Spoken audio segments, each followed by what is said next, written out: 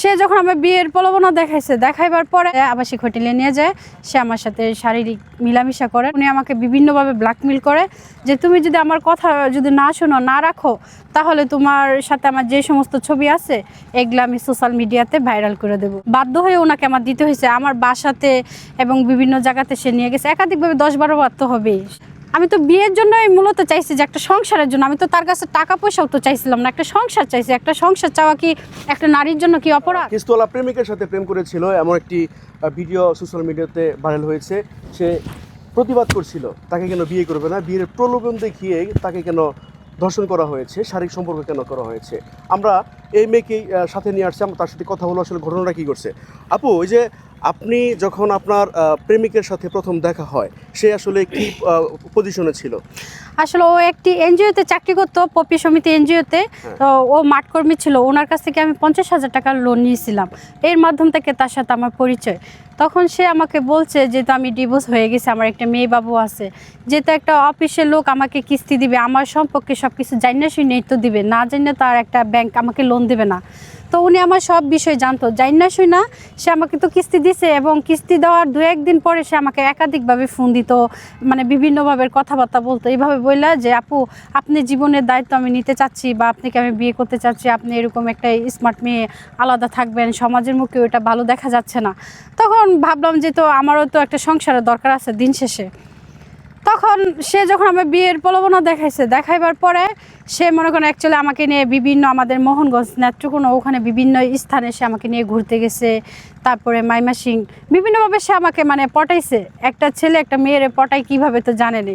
বিভিন্নভাবে সে আমার পটায় মোটায় কী করলো, মাইমাসিং তাজমহল রোড নিয়ে আসছে মার্কেটের কথা বললা আইনা আমাকে মানে হোটেলে নিয়ে গেছে, নিয়ে যায় আবাসিক হোটেলে নিয়ে যায়।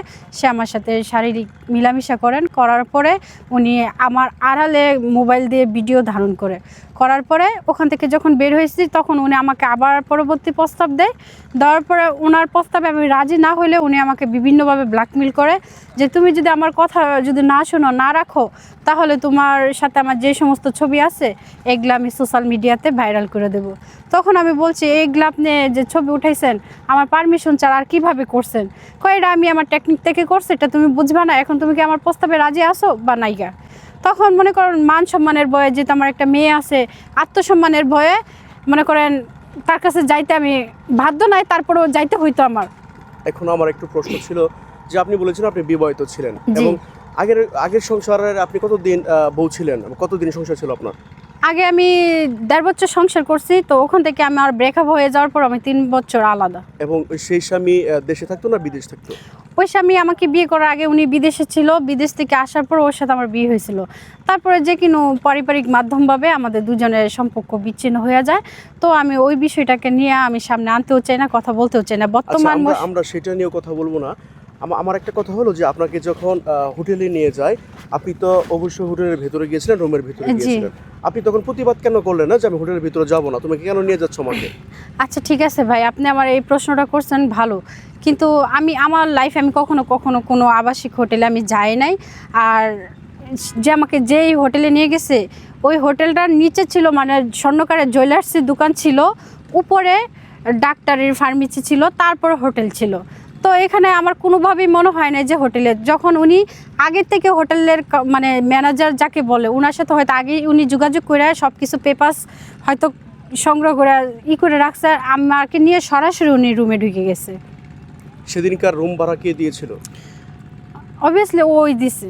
আচ্ছা, এখন আমার একটা প্রশ্ন রয়ে গেল যে আপনি ভিডিওতে উল্লেখ করেছেন যে আপনার একাধিকবার শারীরিক সম্পর্ক হয়েছে, রাইট? জি জি। এবং সেটা কতবার হয়েছে যদি একটু উল্লেখ করতেন। একাধিক যে শারীরিক সম্পর্কটা হয়েছে এইভাবে, যখন ফার্স্ট টাইম সে আমাকে হোটেলে নিয়ে যাওয়ার পরে যখন সে আমার এই ভিডিওগুলো ধারণ করার পরে কিন্তু একাধিকভাবে মানে আমি তাকে দিতে চাই না, এই ভিডিওটির জন্য সে আমাকে ব্ল্যাকমেল করতেছে। বাধ্য হয়ে ওনাকে আমার দিতে হয়েছে। আমার বাসাতে এবং বিভিন্ন জায়গাতে সে নিয়ে গেছে, একাধিকভাবে 10-12 বার তো হবেই। আচ্ছা, এই যে আপনার বাসাতে যখন সে গিয়েছিল আপনার বাবা মা ছিল না? আমার মা মারা গেছেন আর আমার বাবা হয়েছেন একজন কৃষক, সারাদিন ক্ষেত খামারেই থাকতো। এখন বাড়ির প্রতিবেশীরাও কি দেখছিল না? হ্যাঁ, বাড়ির প্রতিবেশীরা ও যখন মানে কিস্তির ওসিলায় আমার বাসায় যাইতো, আর যখন যাইতো আমার বাসাতে তখন মনে করেন আশেপাশে যে আমার জায়গাটা, ওই জায়গাটার মধ্যে তার কেন্দ্র ছিল, মানে ওই জায়গাটার মধ্যে সে টাকা কালেকশন করতো।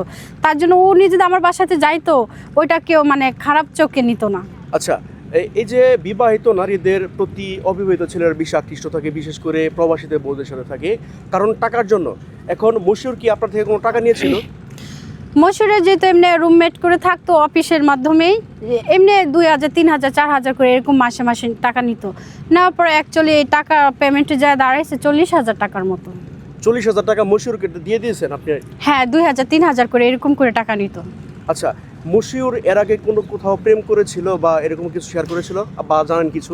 হ্যাঁ, মশুরে এর আগে বলছিলাম যে আমি যেহেতু একটা ম্যারিড মেয়ে, আমার যেহেতু স্বামী নাই, তুমি একটা আনম্যারিড ছেলে হয়ে আমাকে যে বিয়ে করতে চাও, এটা তো পরিবার মেনে নেবে না। পরে আমি তাকে আবার এটাও বলছি যে তুমি কি বিয়ে করছো? কয় না, আমি বিয়ে করি না, আমার একটা মেয়ের সাথে সম্পর্ক ছিল, তো ওই মেয়েটার অন্য জায়গায় বিয়ে হয়ে গেছে। আর পরে যখন দেখছি যে মশুর আমার সাথে প্রতারণা করছে, বিয়ে করতেছে না, যখন ওর বাবা মা আমাকে নিয়ে গেছে ওই জায়গাতে ইস্টামে একটা সিগনেচার নিয়ে মানে মিউচুয়াল করে দিল, তখন আমি ওনাদের এলাকা থেকে কিছু গণ্যমান্য ব্যক্তিদের মাধ্যমে জানতে পারছি। যখনই মানে মশুরের ছবিটা আমি দেখাইছি ওনাদের এলাকার কিছু লোকেরদেরকে, ওনারাই বলতেছে যে ওই ছেলেটার বিচার তো 2 দিন আগেও করছি, ওই ছেলেটার মেয়েরলি প্রবলেম আরও অনেক আছে, আরও 2টা 3টা এরকম বিচার করছে তারা।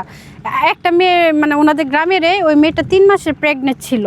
আচ্ছা, আমার একটা জানার ইচ্ছে ছিল যে মশিউরের বাবা কি করে? মশুরের বাবা, আমি যতটুকু জানি এবং এটা বাস্তবতা, মশুরেও বলছে ওর বাবা একজন মাদ্রাসা টিচার ছিল, শিক্ষক ছিল, তো এখন বর্তমানে উনি রিটায়ার্ড আছে। আচ্ছা, এই মশিউরের বাবা আপনাকে কেন মেনে নিচ্ছে না এখন?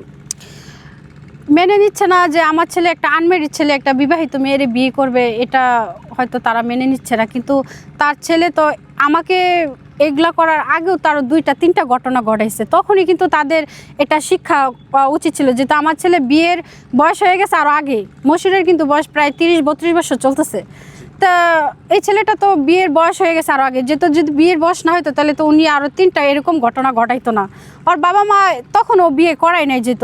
এখন আমার কাছে আসছে, ওরা চাচ্ছে যে হ্যাঁ ছেলে এরকম খেলানালা করবো, তারা টাকা পয়সা দিয়া খালি এইভাবেই করবো, মেয়েদের জীবন খালি নষ্ট করবো। আচ্ছা, আমার কথা হলো যে আপনি একটা ভিডিওতে উল্লেখ করেছিলেন যে আপনাকে ঘরের ভিতর আটকানো হয়েছে, আসলে কে আটকিয়েছে, কেন আটকিয়েছে? আমাকে যখন মশুরের সাথে এই বিষয়টা ওর বাবা মা জানতে পারছে, জানার পরে এই মশুরের মামু এরা সবাই বোনজামাইরা মোহনগঞ্জ থেকে নিয়ে আসছে মাইমাসিং ফুলবাড়িয়াতে। আনার পরে মশুরের মা এবং মশুরের বাবা আমারে ফোন দিছে যে তুমি ফুলবাড়িয়াতে আসো, তোমার সাথে মশুরের বিয়ে করাই দেবো, তুমি আইনের মাধ্যমে যাও না। পরে আমি বলছি ঠিক আছে, যদি বিয়েই করতে হবে তাহলে আমি তার বিরুদ্ধে মামলা দিব কেন? বিয়ে করলে সংসার করলে তো তার বিরুদ্ধে আমি মামলা দেবো না। ওনাদের কথা শুনে বিশ্বাস করে আবার ওনাদের বাড়িতে গেছি, যাওয়ার পরে ওনারা বলছে আচ্ছা ঠিক আছে তুমি এখানে বসো, আমি এবং আমার মামাতো ভাইয়ের সাথে গেছি, এখানে বসো, বসার পরে আমরা কাজে নিয়ে আসতেছি। তো এখানে বসার পর ওনারা বাহিরের থেকে রুম লক করে দিছে, তালা মাইরে দিছে। তারপরে মনে করেন কিছু লোক নিয়ে আসছে, তারা আইসা বলতেছে যে তোমরা এই ইস্টামে সিগনেচার করবে, যদি সিগনেচার না করো তাহলে তোমাদেরকে আমরা আইনের আওতায় দেবো। পরে বলছে আইনের আওতায় কিসের জন্য দিবেন, আপনাদের অপরাধ, আপনারা যদি আইনের আওতাতে দেন তাহলে চলেন আমরা আইনের আওতাতেই যাব। তখন বলে যে না, এখান থেকে সাইন দিয়ে তারপরে প্রশাসনের কাছে যাইতে হইব। পরে বলছে না, দোষ গুণ যারই থাকুক, আমার থাকুক ছেলের থাকুক, আমরা প্রশাসনের মাধ্যমেই সিগনেচার করবো, এছাড়া সিগনেচার দেবো না। তখন ওর পাশে ওর বোনজামাই বলতেছে যে ওরা অনেক এক কাজ করো, সিগনেচার আপুস না দিলে ওদের গায়ে হাত তুলো। তারপর ওরা সবাই মিলে মশুরের মা এবং বোন, ওর বাবা বোন জামাইরা সবাই মিলে আমার গায়ে হাত তুলছে, আমার মামাতো বেড়ে পিটাইছে। পিটাইবার পরে বলতেছে যদি সিগনেচার না দাও তাহলে আমরা কি করব, তোমাদেরকে মাদক দিয়া ধরায় দেব। যেহেতু ওদের এলাকাতে গেছি, পুলিশ প্রশাসন শুনতে পারে, যার যার একটা এলাকার টান থাকতে পারে, ভাই থাকতে পারে না।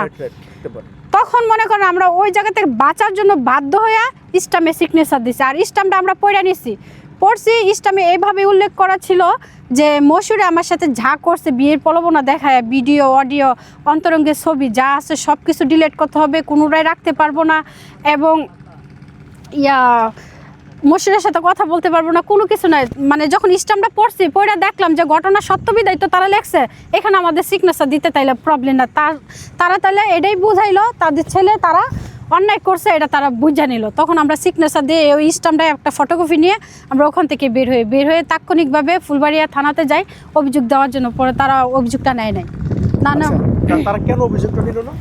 না না, ওনারা হয়তো দলের থেকে হয়তো আগেই বইলা দিছে যে এরকম এরকম একটা ছেলে একটা মেয়ে আসতে পারে, ওদের কোনো অভিযোগ নেবেন না।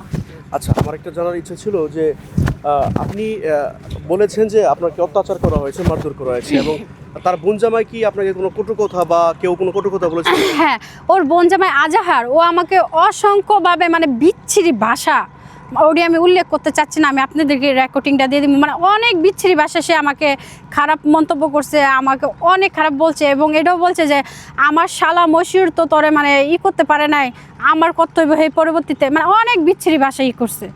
এখন সর্বশেষ আপনি আসলে কি চান? আমি সর্বশেষে একটা জিনিসই চাই যে সে যে এক হয়েছে, আমি অসহায়, আমার স্বামী নাই, আমার যেহেতু একটা বাচ্চা আছে, আমি কর্ম করে খাইতাম, এটা আমার একটা পেশা ছিল। এখন তার জন্য যেহেতু আজকে সোশ্যাল মিডিয়াতে আমি ভাইরাল হয়েছি, অনেকে আলোচনা করতেছে, অনেকে সমালোচনা করতেছে, এখন আমার সমাজে এক এক করে তো আমি সবাইকে বুঝাইতে পারবো না এই ঘটনাটা সত্য বা এই ঘটনাটা মিথ্যা। যারা আমার পাশে ছিল, আমার গ্রামবাসী, তারা সবাই জানে ঘটনাটা সত্য। তো আমার গ্রামবাসীর থেকে আমি সাপোর্ট পাচ্ছি, ওরা আমাকে কোনো খারাপ মন্তব্য করতেছে না। কিন্তু মনে করেন এই যে ঢাকাতে বা আমার নেত্রকোনাতে আশেপাশে গ্রামে ওনারা হয়তো সত্যটা জানে না, বিধায় অনেকে আলোচনা সমালোচনাও করতেছে। তো আমি মনে করি এখন এই জিনিসটাই চাচ্ছি যে আমি তো বিয়ের জন্যই মূলত চাইছি, যে একটা সংসারের জন্য। আমি তো তার কাছে টাকা পয়সাও তো চাইছিলাম না, একটা সংসার চাইছি। একটা সংসার চাওয়া কি একটা নারীর জন্য কি অপরাধ ভাই? অপরাধ কিন্তু না। সবাই কিন্তু চায় দিন শেষে একটা সংসার করতে, একটা পুরুষের তলে থাকার জন্য। তো মশুরে যেহেতু আমার সব কিছু পরে ঠকাইছে, আমি চাই আমার মতো মানে কোনো মেয়েরা যেন এরভাবে প্রতারণাতে যেন শিকার না হয়।